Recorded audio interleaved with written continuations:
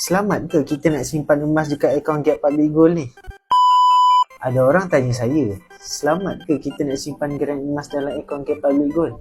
Jawapannya ialah sangat selamat. Pertama sekali, akaun Gap ialah platform yang terbaik dan trusted untuk menyimpan emas.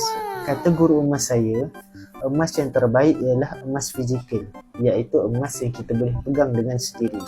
Tetapi mungkin ada yang takut untuk simpan emas di rumah, terutama sekali pelajar-pelajar di universiti dan orang yang duduk di rumah sewa, tinggal bersama rakan-rakan kerja.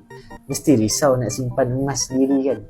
Jadi lebih baik simpan emas di akaun Get Public Gold saja. Dan bila tuan-puan dah bersedia untuk simpan emas dengan sendiri, tuan-puan boleh keluarkan emas fizikal daripada akaun Get bila-bila masa saja. Tuan-puan jangan risau, akaun Get Public Gold ni tiada cas simpanan.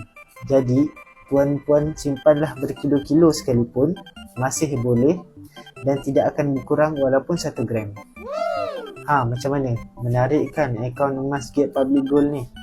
Jadi, sesiapa yang berminat untuk daftar akaun Get secara percuma, tuan-puan boleh klik beg biru di bawah dan isi maklumat tuan-puan, ataupun tuan-puan boleh klik link di bio saya dan terus kontak saya.